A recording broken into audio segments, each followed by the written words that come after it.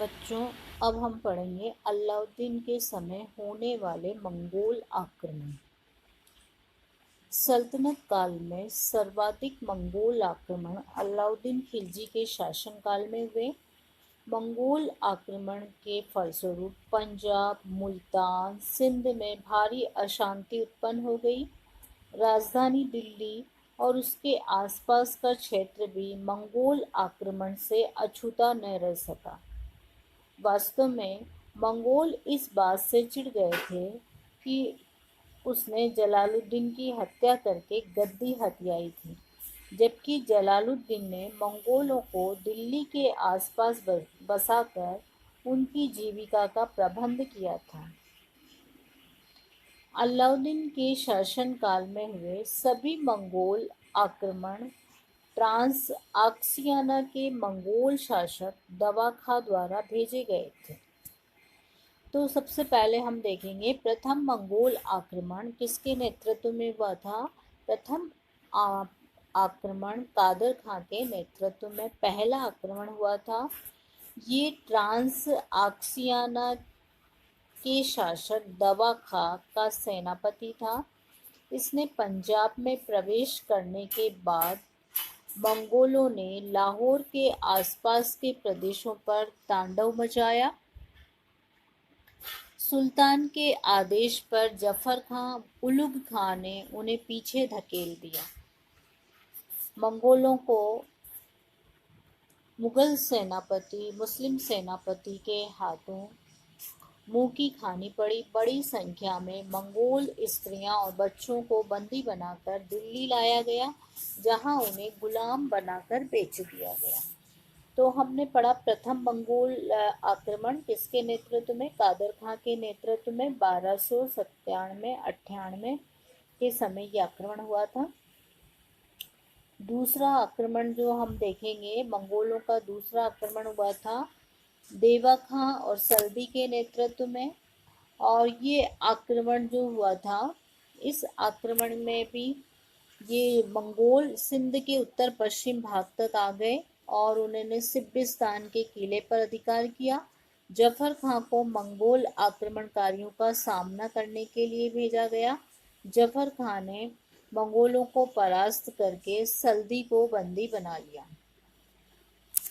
तीसरा आक्रमण हम देखेंगे कुतलुक ख्वाजा के नेतृत्व में। जो तीसरा आक्रमण हुआ, इस समय दवा खां के पुत्र कुतलुक ख्वाजा के नेतृत्व में मंगोल भारत आए। उन्होंने यहाँ से लूटमार न करके सीधे दिल्ली पहुँचे, दिल्ली की घेराबंदी की। मंगोल अलाउद्दीन की राजधानी सीरी के निकट कीली तक पहुँच गए थे। दिल्ली के कोतवाल अलाउल मुल्क ने अलाउद्दीन को कूटनीति और समझौता करने की सलाह दी, मगर अलाउद्दीन ने अपने विश्वास पात्र सेना नायकों नुसरत खां, उलुग खां, जफर खां और अकद खां के साथ मंगोलों का सामना करने का निर्णय लिया। जफर खां ने मंगोल सेना के बाएं भाग पर भीषण आक्रमण किया और उसे भागने के लिए मजबूर कर दिया। इस प्रकार अलाउद्दीन ने मंगोलों को परास्त किया और जफर खां से मंगोल अत्यधिक भय खाते थे। बर्नी के अनुसार जब मंगोलों के घोड़े पानी नहीं पीते थे तो वो कहते थे, क्या तुमने जफर खां को देख लिया जो तुम पानी नहीं पीते। इससे अभिप्राय है कि मंगोल ही नहीं, उनके घोड़े भी जफर खां से भयभीत थे।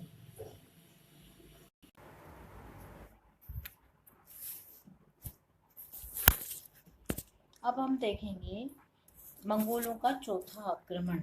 मंगोलों का चौथा आक्रमण तारगी के नेतृत्व में हुआ था और इस आक्रमण में अलाउद्दीन खिलजी चित्तौड़ में था। हालांकि वो तारगी के पहुंचने से पहले ही दिल्ली पहुंच गया था। तारगी दिल्ली पहुंचा और उसने सीरी के किले का घेरा डाल दिया। अलाउद्दीन उसमें कैद हो गया। मंगोलों ने 2 महीने तक सीरी को घेरे रखा। दिल्ली के आसपास के क्षेत्रों में लूटमार मचाई। सीरी को जीतने में असफल रहने पर मंगोल पुनः लौट गए।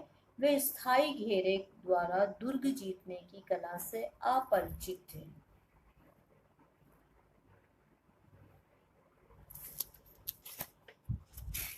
मंगोलों का पांचवा आक्रमण अली बेग के नेतृत्व में हुआ।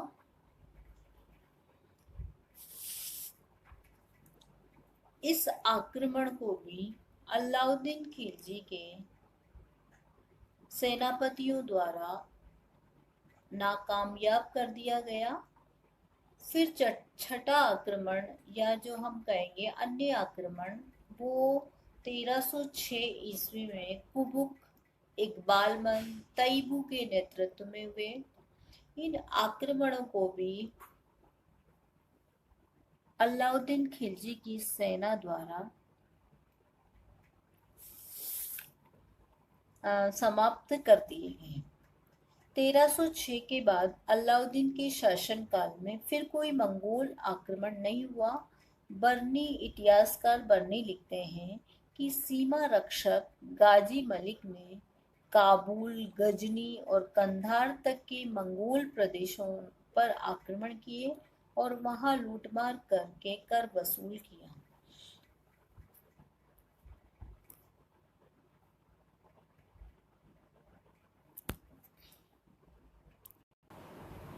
अब हम देखेंगे मंगोल आक्रमण का प्रभाव। मंगोल आक्रमण के साम्राज्य पर क्या क्या प्रभाव पड़े। तो जब हमने देखा कि अलाउद्दीन खिलजी के सत्तारूढ़ होते ही निरंतर एक के बाद एक मंगोलों के आक्रमण साम्राज्य पर होने लगे। इन आक्रमणों के परिणाम स्वरूप अलाउद्दीन खिलजी को एक विशाल सेना का गठन करना पड़ा और इस विशाल सेना के गठन के में कहा जाता है कि उसकी सेना में 4,75,000 सेना का दस्ता उसके द्वारा तैयार किया गया। इस सेना के माध्यम से एक ओर तो उत्तर भारत को फतेह किया गया, दूसरी ओर मंगोल साम्राज्य से सुरक्षा प्रदान की गई और तीसरी ओर दक्षिण भारत पर अभियान प्रारंभ किए गए। फिर उसने शक्तिशाली सीमांत नीति का अनुसरण किया। सीमा का भार योग्य और अनुभवी सेना नायकों को दिया। मंगोल आक्रमण का साम्राज्य पर क्या क्या प्रभाव पड़ा हमने देखा। विशाल सेना का संगठन किया, शक्तिशाली सीमांत नीति का अनुसरण किया, सीमा का भार योग्य अनुभवी सेना नायकों को दिया, आर्थिक नीति में परिवर्तन किया, सुल्तान की निरंकुशता में बढ़ोतरी हुई, विशाल सेना के खर्च के लिए नवीन प्रदेशों की ओर उन्मुख हुए, जनता के नैतिक और भौतिक जीवन की उपेक्षा हुई। अब हम देखेंगे मंगोलों की पराजय के कारण। मंगोल एक सेना से आए, लेकिन वो किस तरह से आने के पश्चात यहाँ पर परास्त हुए। तो मंगोलों की फूट सबसे पहला कारण माना जाता है कि मंगोलों में आपसी फूट थी कि जिससे जो आक्रमण हुए हमने देखा कि दवा खां के नेतृत्व में, कादर खां के नेतृत्व में, देवा सल्दी के नेतृत्व में, कुतलुक ख्वाजा के नेतृत्व, यदि ये आक्रमण ये सारे सेनापति एकजुट होकर और एक साथ आक्रमण करते तो शायद अलाउद्दीन खिलजी के लिए इनके आक्रमण को विफल करना संभव नहीं होता। दूसरा जो इनकी पराजय का कारण माना जाता है परिवार सहित आगमन। हमने देखा कि अलाउद्दीन खिलजी की राजधानी पर जब जब उसके द्वारा आक्रमण किए गए तो ये परिवार सहित आते थे, तो इनकी पत्नियों को और इनके बच्चों को, इनके परिवारों को मुस्लिम सेना द्वारा पकड़ लिया जाता था और उन्हें अनेक प्रकार की यातनाएं दी जाती थी। तो परिवार को पकड़ने के साथ ही इनका आधा उत्साह, आधा जोश समाप्त हो जाता था और ये परास्त हो जाते थे। तीसरा कारण जो माना जाता है सैनिकों की संख्या का सीमित होना। मंगोल चूंकि बाहर से आए थे, ट्रांस आक्सियाना से आए थे, तो एक स्वाभाविक था कि सीमित संख्या उनके साथ थी और इसी कारण अलाउद्दीन खिलजी की विशाल सेना का सामना करने में वो असमर्थ रहे।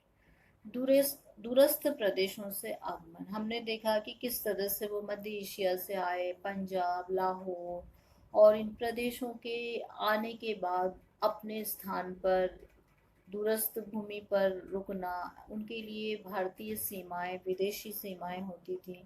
यहाँ की भौगोलिक परिस्थितियों की उनको जानकारी नहीं होती थी, किस तरह से उन्हें यहाँ पर आक्रमणों का सामना करना पड़ेगा, ये उनको जानकारी का अभाव होने के कारण मुस्लिम सेना द्वारा वो परास्त हुई।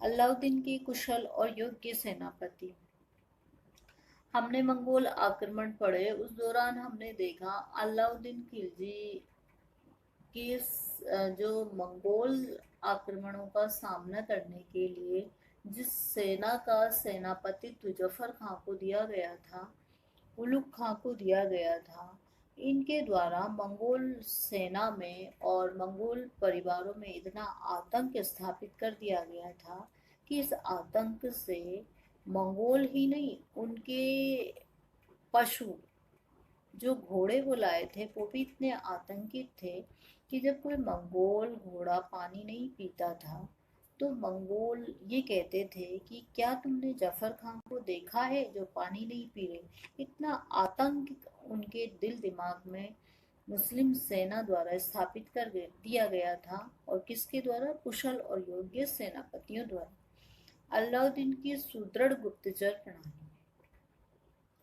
मंगोलों के जितने भी आक्रमण अलाउद्दीन खिलजी के साम्राज्य पर हुए, उनको नस्ताबूद करने में जिनका सर्वाधिक योगदान रहा वो है अलाउद्दीन की सुदृढ़ गुप्तचर व्यवस्था। हम आगे भी पढ़ेंगे बच्चों कि किस तरह की गुप्तचर व्यवस्था उसके द्वारा स्थापित की गई थी कि साम्राज्य में घटने वाली छोटी से छोटी और साम्राज्य में होने वाली बड़ी से बड़ी घटना की जानकारी तुरंत सुल्तान को मिल जाती थी। इस गुप्तचर व्यवस्था का आतंक इतना अधिक था कि लोग आपस में बात करने से, अधिकारी, सूबेदार, अमीर, ये सारे आपस में बात करने से घबराते थे और इशारों में बातें की जाती। यहाँ तक कि कमरे में बंद होकर बात की जाती थी, तब भी ये कहा जाता है दीवारों के भी कान होते हैं। इतनी सुदृढ़ गुप्तचर व्यवस्था अलाउद्दीन खिलजी द्वारा कायम की गई। तो इस तरह हमने देखा अलाउद्दीन खिलजी के शासनकाल में मंगोल आक्रमण किस तरह से हुए और उनका सामना अलाउद्दीन की सेना द्वारा किस तरह से किया गया, और मंगोल आक्रमण का साम्राज्य पर क्या क्या प्रभाव पड़ा।